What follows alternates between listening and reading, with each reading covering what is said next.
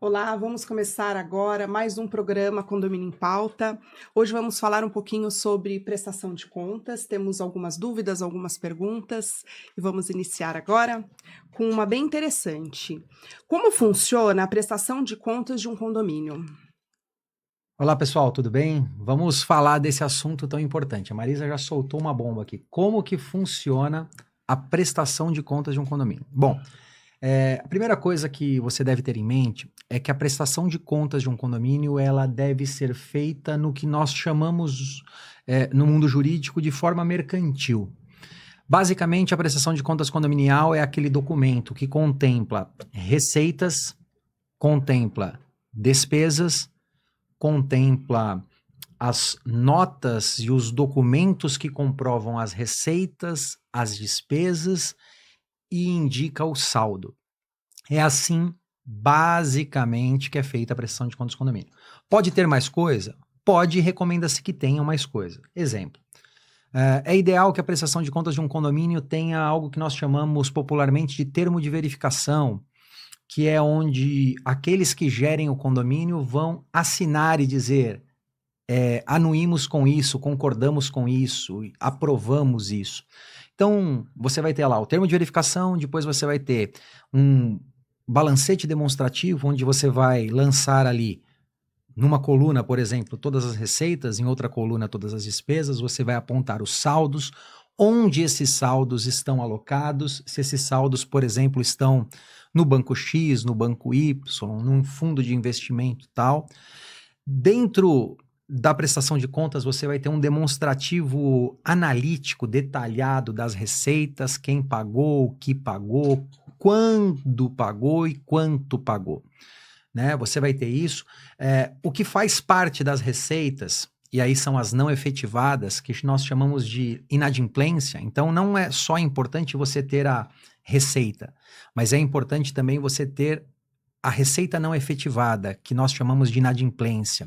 Então, também é importante, um exemplo, o condomínio tem 100 apartamentos, arrecadou 85 apartamentos e deixou de arrecadar 15. Então, você vai ter no demonstrativo de receita as 85 receitas e você vai ter no demonstrativo de inadimplentes os 15 inadimplentes. Para quê? Para que você saiba que aquilo bateu. Depois disso, você vai ter o quê? O demonstrativo de despesas, cada uma das despesas que foram alocadas, onde foram alocadas e os comprovantes que justificam essas despesas. O que mais é importante ter numa prestação de contas de condomínio?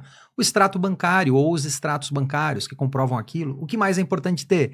Se possível, contratos dos serviços contratados dentro daquele mês, se possível, orçamentos dos serviços gastos naquele mês.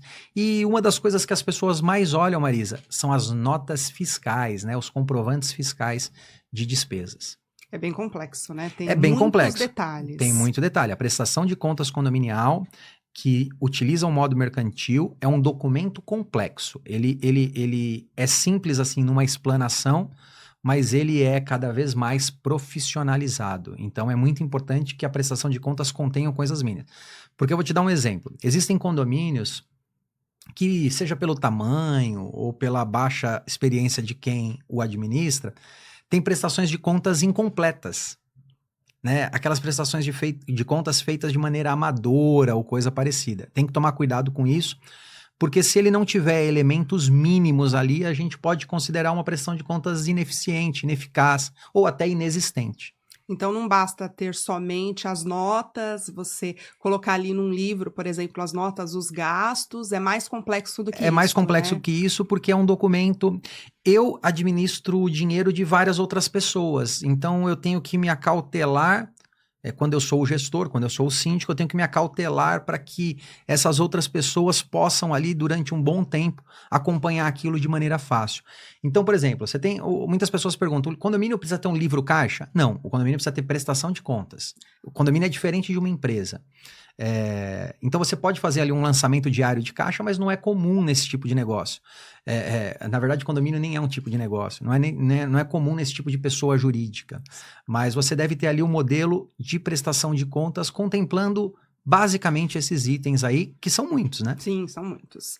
Aí uma outra dúvida aqui, uma outra pergunta. Quem é responsável pela prestação de contas de um condomínio? Isso é muito interessante, essa pergunta é muito interessante, porque algumas pessoas dizem o seguinte: a administradora é responsável pela prestação de contas do condomínio? O síndico é responsável pela prestação de contas do condomínio? Depende. Vamos lá. Primeira coisa que você tem que saber é que, segundo o Código Civil Brasileiro, quem tem o dever legal de prestar contas, como regra, é o síndico. O síndico tem o dever de prestar contas. A lei, inclusive, diz que compete ao síndico prestar contas à Assembleia e quando for exigido. Exigido, aí o verbo exigir diz respeito à ação judicial de exigir contas, que está no Código de Processo Civil. Então, o síndico deve prestar contas anualmente à Assembleia e quando exigido. Então, dever de quem é de prestar contas? Do síndico. Só que se uma pessoa no meio do caminho administra o condomínio, aí essa pessoa vai ter que prestar contas, seja ela uma pessoa física ou uma pessoa jurídica, e aí pode ser a figura da administradora. Agora, só, desculpa interromper, no caso da falta do síndico, por exemplo, nesse exemplo que você deu, o subsíndico também é responsável? Quem tiver no exercício de cargo do síndico. O condomínio sempre vai ter que ter uma pessoa no exercício do cargo. Se não tiver, tem que convocar uma assembleia imediatamente para que alguém assuma o cargo. Então, como regra, é do síndico ou quem fizer as suas vezes. Então, o que acontece? Existe um modelo de gestão em que a administradora exerce alguns papéis que são do síndico. A administradora comanda o pagamento de contas, ordena o pagamento de contas, a administradora contrata prestadores de serviços. Então, se tiver esse modelo de gestão, quem vai ter que prestar contas? No que compete ao síndico, o síndico; no que compete à administradora, a administradora. Lá no Grupo Rodrigues, na CondePay, nas empresas do grupo que fazem administração de condomínios, nós não trabalhamos com esse modelo de gestão. Nós não temos um modelo de gestão em que a gente decida os gastos. Certo. Nós não adotamos isso. É uma política nossa desde 1993. 21 anos que nós temos essa política. 31 anos, perdão, que nós temos essa política. Desde 93. 31 anos já. Nós entendemos que quem gere o condomínio é o síndico e nossa função é realizar o trabalho burocrático, o trabalho por trás das câmeras, né? Mas a gente entende que a administradora não tem o papel. Na verdade, o nome correto nem deveria ser administradora, o nome mais correto deveria ser assessoria condominial, porque quem faz a administração efetiva é o síndico. Então, o que acontece? Existe uma pessoa física ou jurídica que é eleita como síndico do condomínio, e existe a administradora que exerce o papel de assessoria condominial. O síndico comanda os gastos, o síndico faz as contratações, o síndico escolhe os prestadores de serviço e a administradora só executa o operacional, pagando ou não contas. Existem contratos em que a administradora paga as contas por ordem do síndico, o síndico diz, paga isso, ela paga aquilo, ela paga, e existem contratos em que a administradora nem paga, quem paga é o próprio síndico, e a administradora só lança isso na prestação de contas. Então, como regra, o dever de prestar contas, regra geral, é do síndico. Agora, vamos imaginar que a administradora gere isso, que a administradora comanda isso, que a administradora num determinado contrato tem autonomia de contratação, de gestão de recursos. Aí deve prestar contas. Então, quem presta contas é quem gere os recursos. Quem gere os recursos? O síndico. Essa é a regra geral. Legal. Quais os cuidados que temos que ter com a prestação de contas? O primeiro cuidado que eu diria, talvez um dos mais importantes na prestação de contas, é o que nós chamamos de transparência. É muito importante que a prestação de contas seja elaborada da maneira mais transparente possível, com todas as informações possíveis daquelas transações, sejam de crédito, sejam de débito, sejam de movimentações de saldo. Às vezes o saldo que sai de uma conta corrente vai para uma conta investimento. O ideal é que tudo isso seja feito com a mais absoluta transparência possível. Sempre acompanhar a prestação de contas quando envolver contratações de grandes serviços, de serviços mais volumosos. Você incluir na prestação de contas orçamentos que você fez, porque às vezes o síndico diz o seguinte, eu faço a prestação de contas, eu contratei um empreiteiro para fazer uma obra de 20 mil reais, hipoteticamente. Aí você diz assim, eu lancei a nota fiscal de 20 mil reais. Uma dica que eu dou, uma importância que eu dou é o seguinte, você fez 3 orçamentos para essa contratação, então pega os 3 orçamentos e inclui ali junto com aquela despesa. Fala, ó, essa é a nota de 20 mil, tá aqui um outro orçamento de 21 e tá aqui um outro orçamento de 25. No mesmo lançamento. Isso vai permitir com quem olha a pasta daqui 2 anos, que você já não lembra mais, você já perdeu aquele orçamento, a pessoa que olha vai chegar ali e falar, olha, gastamos 20 e tinha mais outros 2 orçamentos totalizando 3 orçamentos. Isso é o recomendável. Claro que existem serviços que você não vai conseguir fazer, às vezes, 3 orçamentos. Mas na maioria é recomendável que faça. Então, esse é um cuidado, transparência. O segundo cuidado, muito importante, é o que nós chamamos de conciliação bancária. O que é? O condomínio tem 1, 2 ou 3 contas correntes, não sei quantas contas correntes o seu condomínio tem, mas é muito importante que, seja quantas forem, 1 ou 10 contas correntes, que todas as transações da prestação de contas estejam conciliadas com as movimentações bancárias. Tem 1 centavo na conta, tem 1 centavo na prestação de contas. Saiu R$1, saiu R$1. Entrou R$1, entrou R$1. A conciliação bancária é um dos maiores cuidados que o síndico deve ter, fazendo com que as transações se deem de maneira conciliada com os lançamentos na prestação de contas. Eu digo isso porque é o seguinte: existem condomínios que não tomam esse cuidado de ter uma prestação de contas conciliada. Então vamos supor, eu, síndico, vou lá e saco R$1.000 da conta do condomínio. Isso é ilegal? Não é. Aí eu vou lá e pago 200 para o prestador tal, 300 para o prestador tal, deu 500. Aí eu pago mais 300 para o outro prestador, deu 800. E sobrou 200. Já deu problema. Ah, Rodrigo, eu posso lançar isso como um caixa de gestão interna? Pode, mas não é recomendável. Na geração do Pix, Marisa, Não precisa, não faz não mais tem sentido. necessidade, Então, né? na geração do Pix, eu digo o seguinte: pede para o seu prestador de serviço, para o seu fornecedor, emitir boleto. Ele não fez, trabalha com Pix. Ele não tem Pix, que é pagamento em dinheiro, troca o prestador, porque não faz sentido hoje você deixar a coisa tão baixa do ponto de vista profissional, com tanta baixa técnica do ponto de vista profissional. O bom profissional é aquele que tem o seu caixa condominial estritamente conciliado com a prestação de contas e com o extrato bancário. Então, o caixa condominial, ele é uma fidelidade do que está na prestação de contas com o que está no banco. Então, isso é um cuidado fundamental. Então, primeiro eu colocaria a transparência, segundo eu colocaria a conciliação bancária. Em terceiro lugar, Marisa, eu colocaria a importância de escolher bem os seus prestadores de serviços e preferencialmente com prestadores de serviços que emitam nota fiscal. Eu digo isso com algumas ressalvas. O ideal é que todas as despesas condominiais estejam acompanhadas por uma nota fiscal. Rodrigo, isso é cego? Isso é de maneira, como que eu posso dizer, irredutível? Não, um exemplo. Eu já vi a administradora pedir nota fiscal de custas processuais. Não existe nota fiscal de custas processuais. A própria guia emitida pelo Estado é o comprovante. Sim. Eu já vi a administradora leiga, que não tem, às vezes, o adequado profissionalismo, exigir nota fiscal de uma guia de depósito judicial. Não existe nota fiscal disso. Eu já vi a administradora exigir nota fiscal de tarifa bancária. O banco debita na conta e o banco não emite uma nota fiscal da tarifa bancária. Então, não vai ter isso. Então, assim, tem que tomar cuidado, porque existem coisas que não existem documento fiscal. Com valor de nota, mas existe um documento comprobatório que dá licitude ao negócio. Só que a questão é o seguinte: eu contrato lá no meu condomínio o pedreiro, o José da Silva, hipoteticamente, para fazer um serviço ali pequeno no meu condomínio, um pequeno reparo, R$1.000, R$500, R$100, não importa, alguma coisa de baixa monta. Dificilmente eu vou conseguir nota fiscal desse profissional. Ele é uma pessoa física, então você vai fazer o quê? Você vai fazer um RPA, que é um recibo de pagamento autônomo, ou um documento equivalente, ou um simples recibo, detalhando o serviço, detalhando quem é o prestador. Rodrigo, isso é o ideal? Não. O ideal é que você contrate alguém com nota fiscal. Mas se você for pegar um serviço de R$1.000 que o José da Silva vai fazer e for contratar uma empreiteira emitindo nota para fazer esse serviço, possivelmente você vai pagar R$5.000 no mesmo serviço. Então tem que tomar cuidado,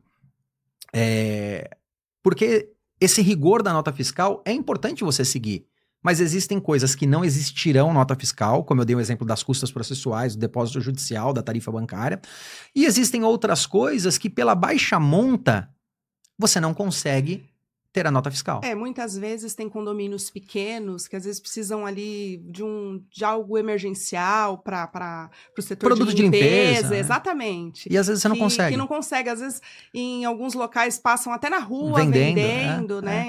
Então nós temos que ter esse bom senso. Só que assim, a gente tem que entender que não ter nota fiscal é a exceção, e não a regra. Existem condomínios que fazem disso a regra. Aí é o problema. Sim. Aí você não pode. Aí não mostra transparência. Porque você não mostra transparência. Porque o grande problema, por que a gente usa a nota fiscal? Primeiro que é obrigatório por lei a emissão de nota fiscal. Para a grande parte das prestações de serviços ou dos produtos em geral. Quase que a totalidade. Mas vamos imaginar uma coisa. Se eu dispenso a nota fiscal, A nota fiscal ela é tributada, a nota fiscal ela tem ali uma presunção de idoneidade e tudo mais. Se eu pego um recibinho azul, aqueles da papelaria, pode ser de verdade, mas eu posso colocar o número que eu quiser ali. Geralmente eu não vou pagar um imposto, eu que sou o prestador de serviço não vou pagar um imposto sobre aquilo, então eu posso mudar o valor. Então assim, não é bom que se faça.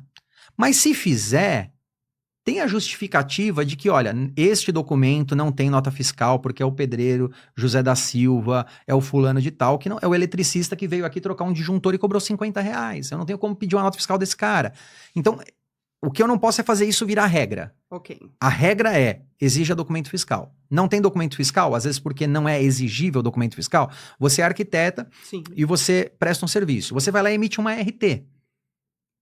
Não existe nota fiscal da RT. A própria RT é o documento que comprova a licitude daquele gasto. Então, no caso da arquiteta, emite RRT, o engenheiro emite a RT. Então, quer dizer, você não vai ter nota fiscal daquilo. Então, tem que tomar cuidado, porque eu já vi cara pedir nota fiscal de coisa que não existe documento fiscal com esse nome, nota fiscal. Mas existe o próprio recibo da RT, tem validade fiscal. Sim. Então, tem que tomar cuidado com isso. Então, esses três poderiam citar mais cuidados. Então, quais são? Vamos repetir? Então, vamos repetir. Transparência, Uhum. conciliação bancária e lisura nos documentos, especialmente os documentos fiscais. Ok. Isso é importantíssimo. Tá. E qual é o papel do conselho na prestação de contas? O legal de você falar conselho, porque veja que você não falou conselho consultivo nem conselho fiscal. Galera que está assistindo o programa Condomínio em Pauta, vou fazer um breve parênteses aqui para você entender. A Lei 4.591 de 64, é uma lei federal de 1964, portanto, ela previa o conselho consultivo. O Código Civil, que entrou em vigor em 2003, mas ele é de 2002, até então, na Lei 4.591 de 64, a gente tinha em vigor o Código Civil de 1916. Uma legislação mais arcaica, onde o mundo era muito diferente. Quando o Código Civil de 1916 entrou em vigor, era um mundo. Sim. Hoje é outro mundo. Completamente diferente. Quando a Lei 4.591 de 64 entrou em vigor, era um mundo.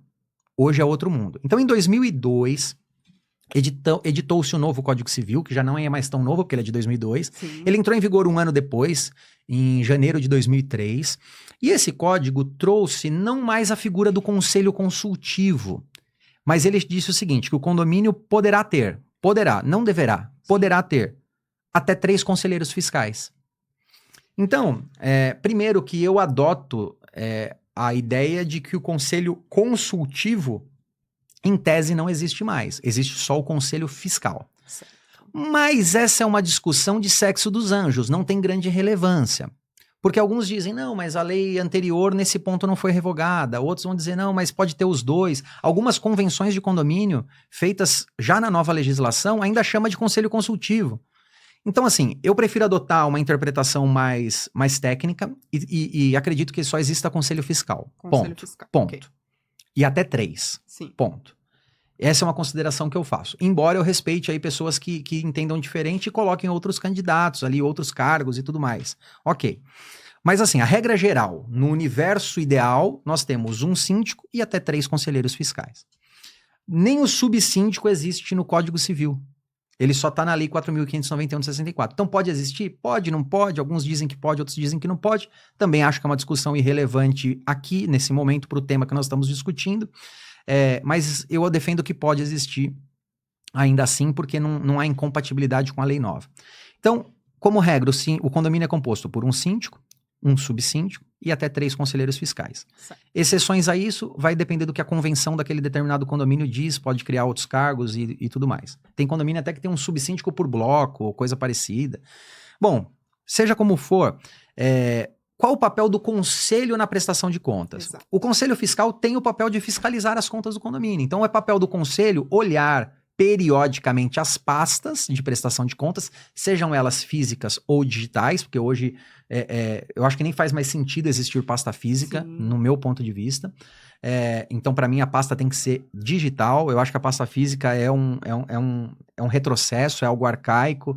Você está derrubando árvore para imprimir pasta, que ninguém quer saber mais disso hoje com a tecnologia que você tem para deixar tudo isso armazenado para sempre, sim, no modo digital. Exato. Então, não faz sentido para mim pasta física. Embora pode continuar existindo.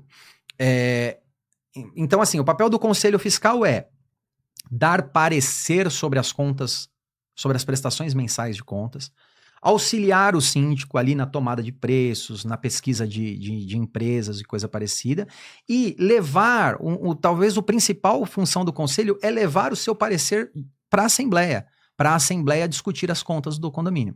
Então, a principal função do conselho é fiscalizar os atos de gestão do síndico e levar essa fiscalização, o resultado dessa fiscalização para a Assembleia, para dizer, Assembleia, tá tudo bem, o que nós vimos nada desabona, não concordamos com isso, mas ou não concordamos com aquilo, ou isso aqui tá errado.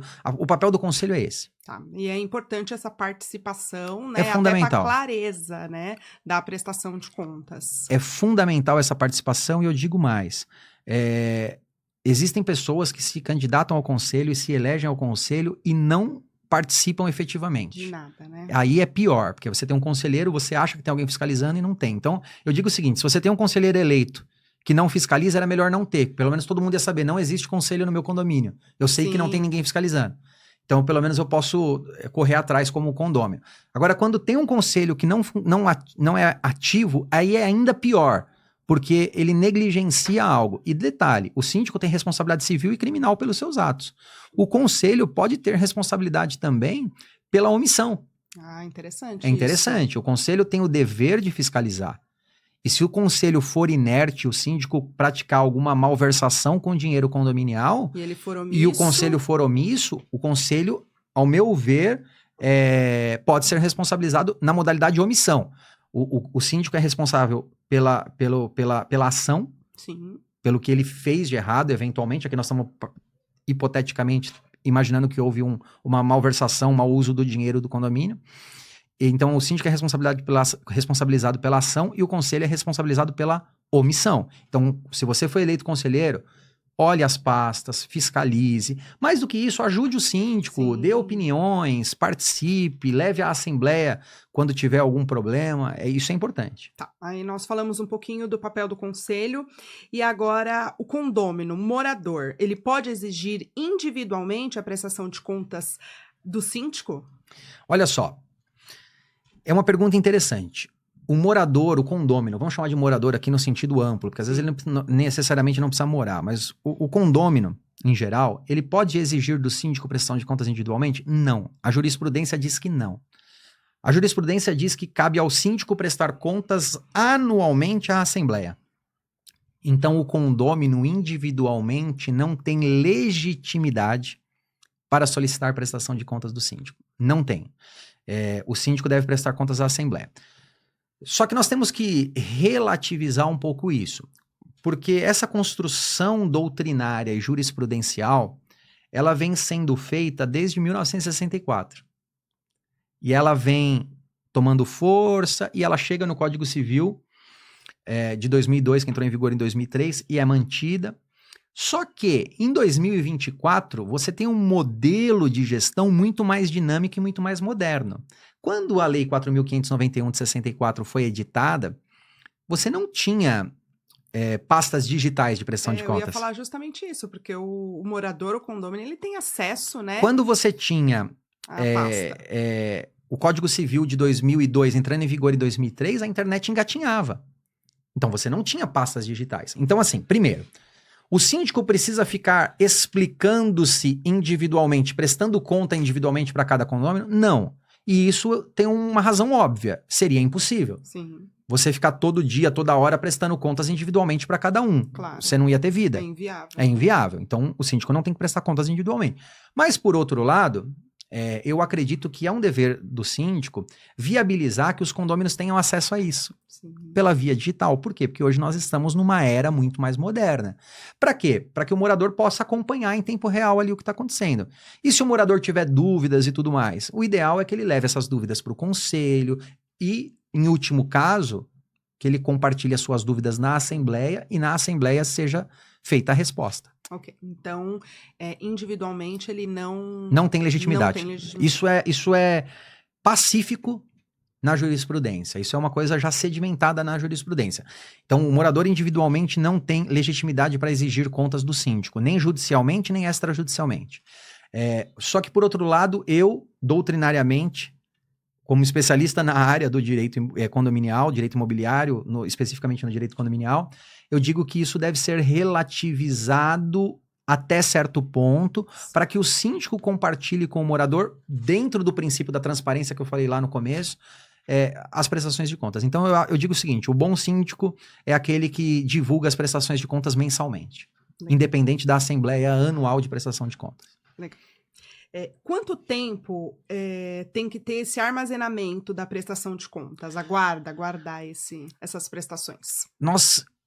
Há um consenso que pelo menos por 5 anos, porque várias responsabilidades que ali estão são quinquenais, são a cada 5 anos. Então o ideal é que as prestações de contas sejam armazenadas pelo menos por 5 anos. Mas por que pelo menos por 5 anos e não com certeza por 5 anos? Vamos imaginar que eu tenho uma prestação de contas que não foi aprovada por assembleia e está sendo discutida há mais de 5 anos. Você vai ter que guardar pelo tempo em que a discussão perdurar. Sim. Agora, 5 anos atrás, eu tive as contas aprovadas por assembleia. Eu preciso guardar essas pastas de mais de 5 anos? Teoricamente, não. Porque elas já estão aprovadas por assembleia, já foram discutidas e já passou um prazo maior do que 5 anos. Então, em regra, guarda por 5 anos. Só que eu volto a dizer, isso perde um pouco o sentido no mundo atual da pasta digital. Porque na pasta digital, quanto tempo eu devo guardar ela? Para sempre, cara. Tá lá, né? Tá disponível. É um arquivo. Eu acho que é muito fácil hoje você guardar para sempre. Isso pode ajudar muito numa consulta futura de alguma coisa e tudo mais. Então, o ideal é guarde por 5 anos, mas se der, guarda para sempre. E essas pastas físicas, por exemplo, pode digitalizá-las? Pode. Arquivar, por exemplo, após esse período? Não é obrigado. Acima de 5 anos, você não é obrigado a armazenar se elas já estão aprovadas por assembleia. Então, você pode descartá-las, um descarte consciente, porque pode ter informações sensíveis. Ou você pode digitalizá-las. Aí vai do gosto do freguês, né? Então, vamos para a próxima.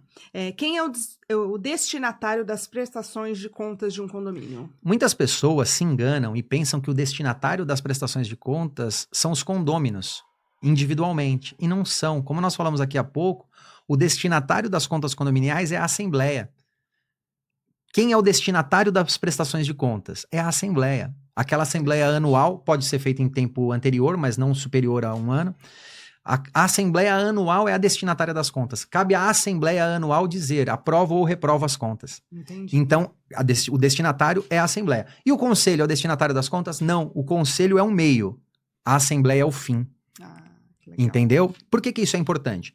Porque você pode ter o conselho dando parecer contrário à aprovação de contas. O conselho chega na assembleia e fala: nós, conselheiros, somos 3, votamos por 2-1, somos contra a aprovação, ou por unanimidade, somos contra a aprovação de contas. A assembleia vai dizer: conselho, muito obrigado, mas nós, assembleia, aprovamos as contas. Olha só. O parecer do conselho não é vinculativo, é opinativo. Entendi. Do mesmo modo que pode chegar o conselho e dizer: nós, conselheiros, aprovamos e recomendamos aqui. Eles não aprovam, né? Nós recomendamos a aprovação de contas. E a assembleia pode dizer: eu reprovo. Eu, assembleia, reprovo. Claro que com parecer favorável do conselho, uma ação judicial, o síndico vai ter um campo mais tranquilo se o conselho já aprovou. Teoricamente, mais tranquilo. Não resolve o problema, mas Claro. É mais tranquilo.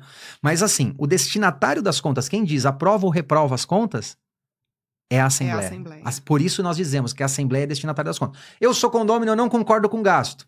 Eu não concordo com aquilo, eu não concordo com aquilo. Não importa, a assembleia aprovou, aprovado está. Muito bom. E uma vez aprovadas as contas pela assembleia, elas podem ser rediscutidas? Não, como regra não. Existem exceções.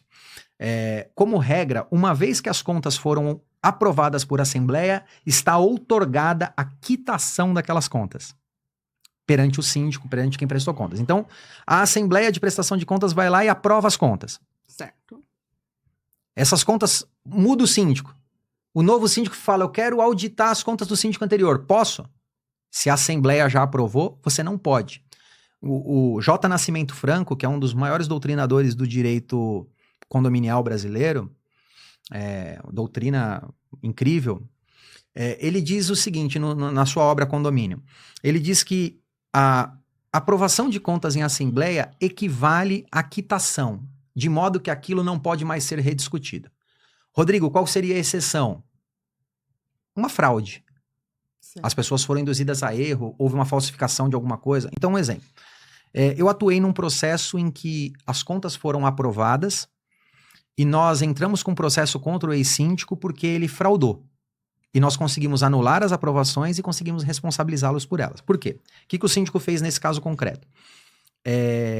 Ele falsificou extratos bancários de investimento. Então ele diz o seguinte: o condomínio tem, hipoteticamente, 100 mil investidos no fundo de investimento no banco tal. E ele juntava a todas as prestações de contas um extrato do fundo de investimento no banco tal. Sim. Quando terminou o mandato dele, na verdade nem terminou, ele foi destituído no meio do caminho, e ele estava no condomínio tipo há 3 mandatos já e tudo mais, as contas foram aprovadas porque falaram, é isso aqui. Sim. Quando o novo síndico assumiu e foi atrás do fundo de investimento tal para resgatar o investimento, não existia. Era fraudulento.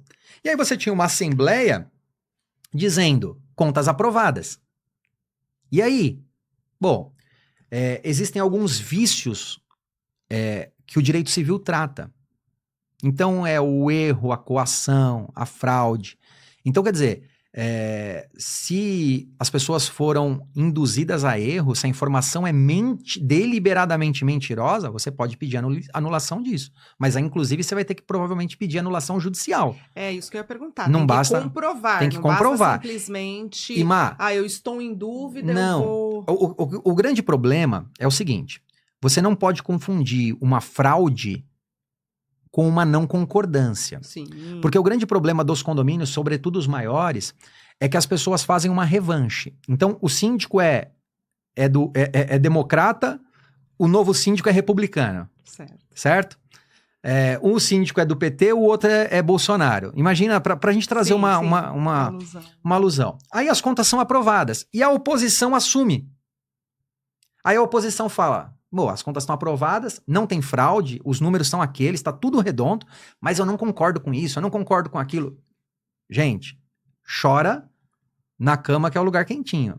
Porque você não concordar não te dá o direito de mudar uma decisão de assembleia que é soberana e definitiva. Sim. Até porque a ação de exigir contas ou a responsabilização do síndico, ele não deve servir de instrumento de vingança. Claro. Entende? Então, você, como regra, a Assembleia aprovou as contas, aprovada está e não se discute mais. Exceção, em casos muito específicos de comprovada fraude. Comprovado, né? Comprovada é evidente fraude. É porque nesse caso que você falou agora, né? Eu não concordo com isso, com aquilo. Pode ser, por exemplo, tem mais de um orçamento, o síndico naquela ocasião não optou pelo orçamento de menor valor e aí eles questionam. Né? E a pessoa fala, não concordo. Só que o menor valor necessariamente não é o melhor. Claro. Você faz o melhor custo-benefício e não menor valor. Sim. A regra de menor valor não se aplica. Só que muitas vezes a oposição vai se apegar nisso. Então a gente tem que tomar cuidado que a ação de exigir contas contra ex-síndico, ex-administradora, contra ex-advogado, ou contra qualquer coisa, ela não pode servir de instrumento de vingança. Entendi. Tem que tomar cuidado com isso. A Assembleia aprovou as contas, segue o baile. Vai olhar o condomínio dali para frente. Perfeito. E não dali para trás. Dali para trás só se houver fraude, como esse caso que eu te falei, que era extratos falsificados. Sim. Extratos falsificados não tem nem... Todo mundo foi induzido a erro. Sim. Se todo mundo foi induzido a erro, anula e faz de novo. E o cara foi responsabilizado, acho que perto de 100 e poucos mil reais. Uau. É isso. Grave, né? Onde devem ficar armazenadas as prestações de contas? Bom, o que eu sugiro é que ela seja armazenada digitalmente, na nuvem, no modelo atual. Agora, se tiver pasta física, ela tem que ser arquivada no condomínio. Tem que tomar cuidado com isso, porque o que acontece? Eu já vi algumas discussões em que o síndico pega a pasta de prestação de contas e leva para casa dele. Durante o período ali que ele está analisando, o conselho leva para casa dele enquanto está analisando, ok.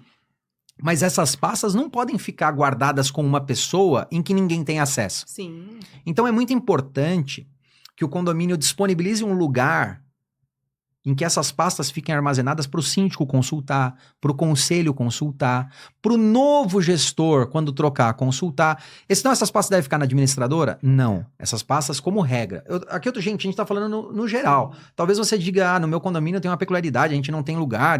Aí vocês decidem em assembleia é o melhor lugar. Mas assim, no geral, no cenário ideal, é o seguinte, armazena no condomínio, numa sala trancada, numa sala bonitinha, numa gaveta, num armário, sei lá. Isso estamos falando da física. Por quê? Porque é salutar que o conselho tenha acesso sempre que desejar, sem precisar de uma formalidade de procurar o síndico. Então, o que eu sugiro? Síndico, você pega a pasta de prestação de contas, pode levar para sua casa, claro, para olhar, para consultar, para pedir uma correção para a administradora, sei lá, para qualquer coisa. Mas terminou de olhar, devolve para o lugar. Por quê? Para que o conselho vai lá, olhe e coloca um controle ali, uma ficha de controle, se alguém retirou, para quem retirou. Interessante isso, né? Porque e se um morador, por exemplo, quiser ter acesso a essa pasta física? Porque na nuvem nós já entendemos aqui que é mais fácil. Que é mais fácil, você tem o acesso ali, né? E no caso da física?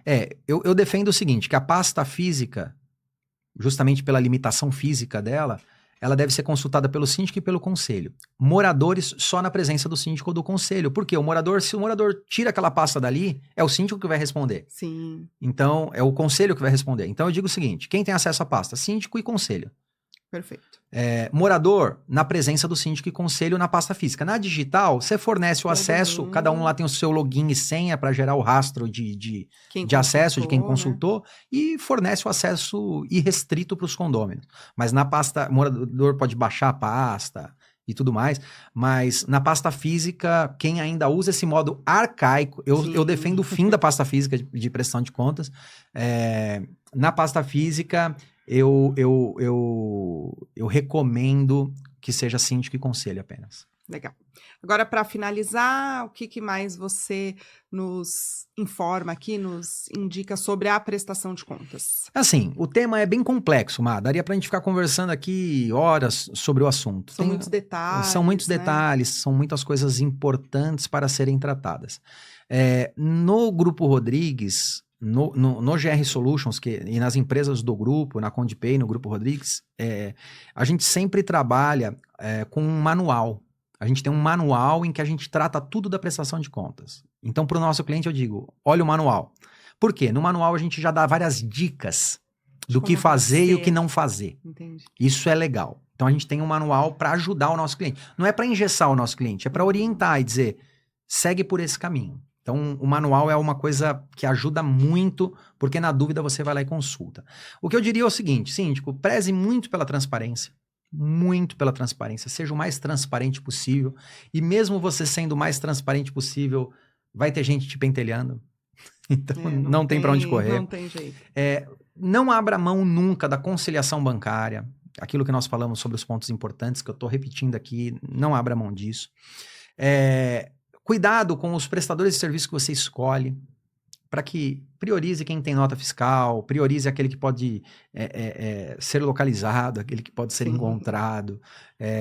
Detalhe ao máximo as suas despesas. Detalhe ao máximo. Olha, serviço de pedreiro. Pedreiro para onde? Poxa, se possível, coloca pedreiro para tocar o ralo, pedreiro para abrir a tomada. E tem o conselho junto com você, né? Tenha o conselho perto. Ah, Rodrigo, eu tenho aqui no meu condomínio um cara chato, um cara difícil, um cara que pega no meu pé. Traz ele para perto. Né? Aquela história, o amigo você mantém perto, o inimigo mais perto ainda. Traz mais perto ainda. Quem não tem o que temer, fica tranquilo. Você vai lá e olha aí, cara, consulta aí. Então, eu acho que isso é muito importante. E faça assembleias anuais de prestação de contas. Se quiser fazer semestral, faça. Mas é que às vezes fica cansativo. Mas, no mínimo, a cada ano, leve as suas contas para a assembleia. E detalhe, tomem cuidado, aqui eu falo agora para os moradores, para os condôminos em geral, reprovar as contas em assembleia exige motivação. A lei não fala em motivação, mas é uma construção doutrinária importante.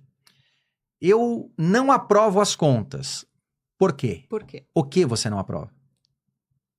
Porque eu percebo, muitas vezes, o síndico tem as suas contas reprovadas por vingança. Por quê? O síndico é aquele que vai te mandar para a justiça quando você não pagar o condomínio.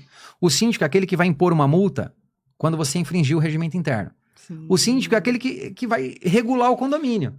E às vezes regular o condomínio te torna impopular. Claro. Síndico, administradora são impopulares. Por que são impopulares? Porque quando o morador pisa fora da linha, eles que agem. Então, quer dizer, é um trabalho impopular. Você trabalha para o dono da coisa, mas às vezes contra o dono da coisa quando ele foge da regra. Sim. Então, é um trabalho por si só impopular. Então, eu digo o seguinte, nós temos que tomar cuidado que eu vejo muito as pessoas tentarem reprovar contas por vingança. Não, então vamos votar contra a aprovação de contas. Pessoal, até no livro que nós estamos para lançar de direito condominial, nós vamos lançar junto com a Condipay, agora nesse segundo semestre, eu tenho um capítulo que eu falo só sobre prestação de contas, e uma das coisas que a gente fala lá, especificamente, tem artigo meu também aí na internet sobre o assunto, nos nossos manuais tem informações também sobre isso, é o seguinte: toda reprovação deve ser motivada. A aprovação não precisa, porque você presume, segundo o direito civil, a boa-fé se presume. Então, como a boa-fé no direito brasileiro é presumível, você não precisa de motivação para aprovar contas. Ok. A boa-fé é presumível, você gere meu negócio, eu creio que está tudo bem, você me apresentou contas, eu creio que está tudo bem e declaro aprovada. Eu não preciso explicar. O porquê, né? O porquê, Aprovado. porque a boa-fé é presumível. Sim. A reprovação, por outro lado, ela exige motivação. Por quê? Um exemplo, o condomínio tem 80 despesas no mês. Vamos fazer mais redondo. O condomínio tem 10 despesas no mês. Certo. Ele tem 120 despesas no ano. Em 2 anos, que geralmente é um mandato, ele tem 240 despesas. Estou trabalhando com 10 despesas só. Ok. Não é possível que você não concorde com 240 despesas. Ali você tem Sabesp, no caso aqui da concessionária de São Paulo, C+, Mogi, outros estados, outras concessionárias de serviço de água. Mas você tem a concessionária de serviço de água. A conta de água, que nesse universo de 240 despesas equivale a 24, você não concorda também? A conta de luz, que às vezes o condomínio tem 3, 4 contas, você também não concorda em 24 meses? O que o síndico tem ingerência sobre a conta de luz? Nenhuma. Claro. Então, a tarifa bancária, que ali o banco debita, que é público, que tem uma tabela do Banco Central, você não concorda? Quer dizer, então eu preciso dizer o seguinte, eu não concordo com o gasto de 10 mil reais no interfone, porque a gente tinha um interfone bom e você trocou por um igual. Sim. Isso eu posso dizer, eu não concordo. Então eu digo o seguinte, reprovação de contas, você reprova por 2 motivos. Ou porque as contas não foram apresentadas adequadamente, não tem nada, tá uma bagunça, aí eu digo, olha, eu não tenho nem como analisar. Sim. Então eu reprovo as contas, como assembleia motivadamente, tá dizendo, olha, eu não tenho elementos, é tudo tão desorganizado que eu não consigo. Às vezes acontece, viu? Você vai em condomínios que é tudo tão bagunçado, administrações tão bagunçadas, que não tem uma prestação de contas. Então, Né? essa eu reprovo as contas porque elas não são boas, elas não estão adequadamente apresentadas. Agora, se elas estão apresentadas, eu tenho que dizer, eu não concordo com gasto X e YZ. E aí você tem uma reprovação parcial das contas. Tá reprovado o quê? Gasto X, Y, Z. Agora dizer, eu não reprovo porque eu reprovo, eu não aprovo porque eu não aprovo, eu reprovo porque eu reprovo, para mim, isso não funciona, porque isso soa vingança. Sim. E isso não tem motivação jurídica. Aqui eu tô falando de motivação jurídica, claro. Técnico-jurídica. Dizer, olha, tá errado isso, tá errado aquilo. Não estamos falando uma possível fraude. Não, nós estamos falando. No caso de fraude é evidente, ou não tão evidente, mas você vai lá e diz reprovo por isso, reprovo por aquilo. Não tem o extrato bancário, então reprovo as contas porque não me foi franqueado o extrato bancário ali na prestação de contas. Eu reprovo conta tal porque tá sem nota fiscal. Aí o síndico diz: olha, isso não tem nota fiscal porque é o Zé das Couve. Sim. Mas tá aqui, o serviço foi feito, tem um recibo, tá o CPF dele aqui, tá o contato dele aqui, o serviço está discriminado, tem uma RPA, que é um recibo de pagamento autônomo. Então, quer dizer, tem que tomar cuidado com isso. Então, reprovação de contas exige motivação. Okay. Aprovação de contas não exige motivação, porque no direito brasileiro a boa-fé se presume. Então, tem que tomar cuidado com isso, gente. Reprovação de contas não é lugar de vingança. Gente, eu tô falando isso e porque você não tem ideia como isso acontece. Mas acontece demais. Você vai em assembleias e você percebe um ímpeto de reprovar contas porque eu não gosto do síndico ou da gestão do síndico. E tem que tomar cuidado porque não é isso. Às vezes você pode não gostar da gestão dele, mas não quer dizer que ele foi incorreto na gestão. Sim. Né? Você pode dizer, putz, o cara é grosso, o cara é chato, o cara é ausente, o cara... Sei lá, o que você quiser. Tudo isso você pode. Agora dizer, eu vou reprovar só porque eu não gosto do cara, não. Agora, por outro lado, você vai ter síndicos hiper carismáticos, hiper simpáticos, que tem uma gestão de porcaria, que tem uma gestão obscura e tudo mais, e às vezes a reprovação de contas é inevitável. Sim. Então você tem que ter esse equilíbrio. Mas eu volto a dizer, Reprovação de contas tem que ser motivada. Perfeito. E vamos falar de novo desse assunto em outros programas. Vamos falar sobre previsão orçamentária, vamos falar sobre o rito da Assembleia, Assembleia ordinária, extraordinária, Assembleia de instalação. Tem muito assunto. Tem muito assunto, né? Muita coisa para tratarmos aqui. Foi excelente hoje, muito esclarecedor, né? Sobre esse tema que todos que moram em condomínio estão ali envolvidos, né? E muito bom. É isso aí, pessoal. Obrigado pela sua audiência. Obrigada. E até o próximo, Até né, o Mar? próximo. Valeu, tchau, tchau. Tchau.